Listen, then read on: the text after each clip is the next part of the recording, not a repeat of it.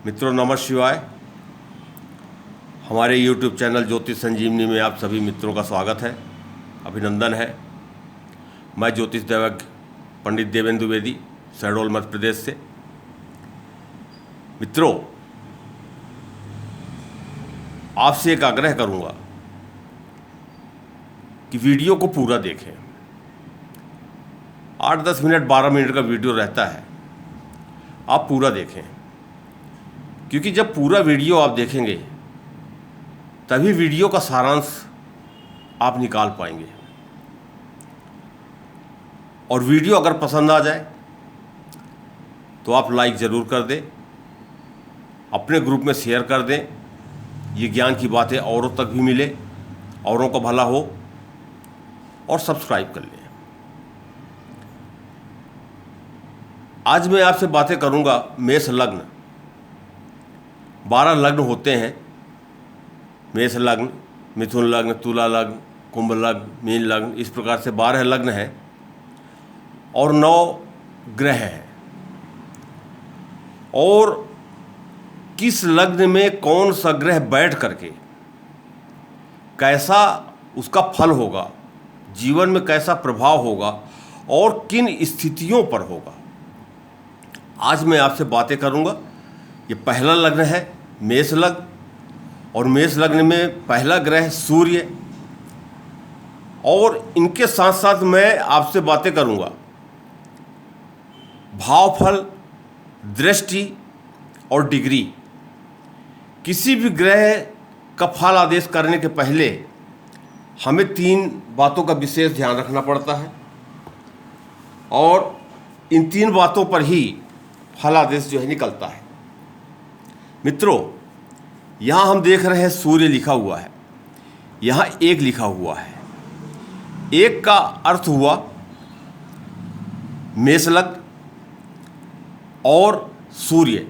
इस भाव में सूर्य बैठा है, प्रथम भाव में मेष लग्न में अपनी मित्र की राशि, अपने मित्र मंगल की राशि में सूर्यदेव यहाँ बैठे हैं। और सूर्यदेव अपनी उच्च की राशि में, मेष राशि जो है सूर्यदेव की उच्च की राशि है, तो इसका प्रभाव व्यक्ति के जीवन में कैसा होगा। अब पहले हम बात करते हैं आपसे भावफल की। भावफल, ये प्रथम भाव से किन किन बातों का अध्ययन किया जाता है।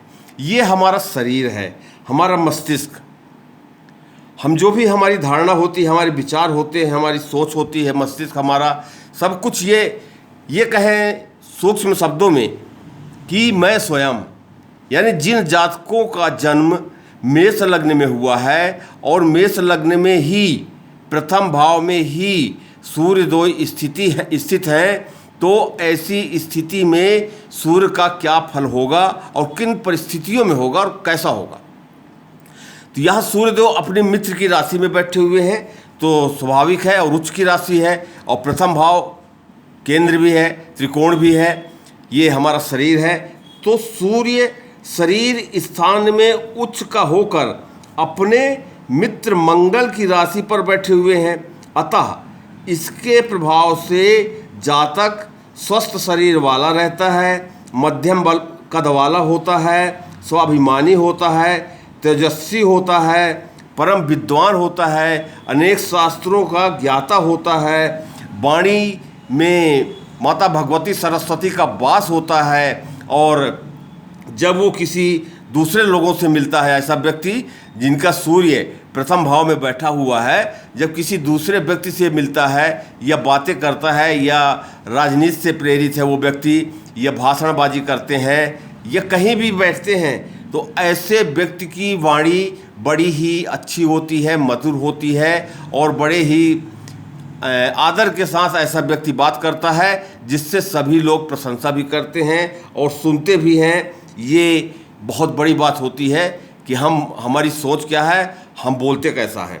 दूसरा, संतान पक्ष भी प्रबल होती है। ऐसे व्यक्तियों की जो संतान होती है वो अच्छी होती है। बुद्धिमत्ता, साहस, धैर्य, शक्ति, व्यवहार कुशलता, महत्वाकांक्षी आदि गुण जातक को सहज में ही प्राप्त होते हैं। अब ये मैंने आपको बताया भाव फल जो है, ये आपको कि भाव में प्रथम भाव का फल क्या होना चाहिए। दूसरा दृष्टि।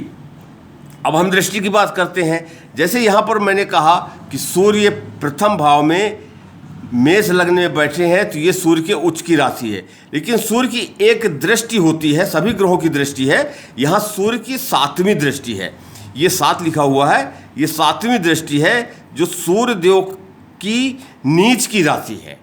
और यहाँ पर सूर्य देव 7वीं दृष्टि से, नीच की दृष्टि से ये सप्तम भाव को देखते हैं। और जब सप्तम भाव को देखते हैं तो ये भाव जो है पति पत्नी का भाव है, रोजगार का भाव है, दाम्पत्य जीवन का भाव है, झगड़े झंझट का भाव है। ये इन सब बातों का अध्ययन हम इस भाव से करते हैं। और ये भाव पति के लिए पत्नी और पत्नी के लिए पति, ये भाव से हम अध्ययन करते हैं। किंतु सूर्य की 7वीं दृष्टि, नीच दृष्टि शत्रु की राशि पर पड़ रही है, तो ऐसे जातक के दाम्पत्य जीवन में कुछ न कुछ कड़वाहट बनी रहती है, दाम्पत्य जीवन अच्छा नहीं होता है। आपस में दाम्पत्य जीवन में पति पत्नी के बीच आपस में सही सामंजस्य जो होना चाहिए वो नहीं होता है। झगड़े झंझट, बेवजह ही झगड़े झंझट खड़े हो जाते हैं, व्यापार में नुकसान होता है। ऐसे व्यक्तियों को आजीविका चलाने में भी दिक्कत होती है, ये सूर्य के कारण होता है। लेकिन महत्वपूर्ण बात, हर ग्रहों की अपनी एक डिग्री है। सूर्य की भी 30 डिग्री है। अब इस 30 डिग्री को हम 5 भागों में विभाजित करते हैं, 6 भागों में, 5 भागों में विभाजित करते हैं तो 30 डिग्री हो जाती है। अब कितनी डिग्री पर कौन सा ग्रह है, उस डिग्री के अनुसार ही फल प्राप्त होगा। सिर्फ हम सूर्य को न देखें, सूर्य यहाँ पर बैठे हैं, बहुत अच्छी बात है, उच्च के बैठे हैं, बहुत अच्छी बात है, लेकिन सूर्य की ताकत कितनी है, बली कितने हैं, तो ये डिग्री से समझ में आता है। तो अब यहाँ पर मैं आपसे बताना चाहूँगा कि 0 से लेकर के 6 डिग्री तक 25% इसका लाभ या हानि होता है। 6 से लेकर के 12 डिग्री तक ये जो है 50% लाभ या हानि होगा। 12 से लेकर के 18 डिग्री तक ये जो है 100% होगा। और 18 से लेकर के 24 डिग्री तक ये जो है 50%। और 24 से लेकर के 30 डिग्री तक ये जो है 25%। और शुरू में अगर 1-2 डिग्री है या लास्ट में 28, 29, 30 डिग्री है तो वो 0 डिग्री ही कहलाएगा, उसका किसी प्रकार से कोई फल प्राप्त नहीं होगा, परिणाम नहीं मिलेगा। अब प्रश्न ये उठता है, आप अपनी कुंडली देखेंगे तो एक तरफ किनारे लिखा होगा अंश या डिग्री लिखी होगी, उस ग्रह के सामने उसकी डिग्री लिखी है। अब ये 5 जगह आप विभाजित कर दीजिए, उसमें देखिए कितनी डिग्री लिखा हुआ है। अगर आप डिग्री समझ जाएंगे तो आप ग्रह का बल भी समझ जाएंगे। तो यहाँ पर देखिए 2 चीज़ें हैं। पहली चीज़ तो सूर्य यहाँ पर उच्च के हैं, तो प्रथम भाव से संबंधित जो भी हमको लाभ होना चाहिए वो लाभ हमको मिलेगा, अवश्य मिलेगा। लेकिन यहाँ पर अगर 12 से 18 डिग्री के सूर्य देव हैं तो उतना ही नुकसान हमको सप्तम भाव में देखने को मिलेगा। ये पति पत्नी का जो भाव है, दाम्पत्य जीवन का जो भाव है, यहाँ पर भी हमको जितना इधर लाभ मिलेगा उतना ही हमको इधर नुकसान उठाना पड़ेगा। ये छोटी सी जानकारी और महत्वपूर्ण जानकारी मैंने आपको समर्पित की है। यदि आपको ये वीडियो अच्छा लगा हो तो आप इसे लाइक कर दीजिए, सब्सक्राइब कर लीजिए, और जिससे मैं जो भी वीडियो डालूँ वो आप तक तुरंत पहुँच जाए। ज्योतिषी परामर्श के लिए आप किसी समस्या से परेशान हैं, ये ज्योतिषी परामर्श चाहते हैं, आप कौन सा रत्न धारण करें, कौन सा रुद्राक्ष धारण करें, किस मंत्र की साधना करें, किस मंत्र का उपाय करें, वगैरह वगैरह बहुत सी चीज़ें होती हैं ज्योतिष में, वो अपना नाम, जन्म तारीख, जन्म समय, जन्म स्थान व्हाट्सएप मैसेज करें। मैं आपको समय निकाल करके आपसे ज़रूर बातें करूँगा। इसी वाणी के साथ आज्ञा चाहूँगा। नमः शिवाय।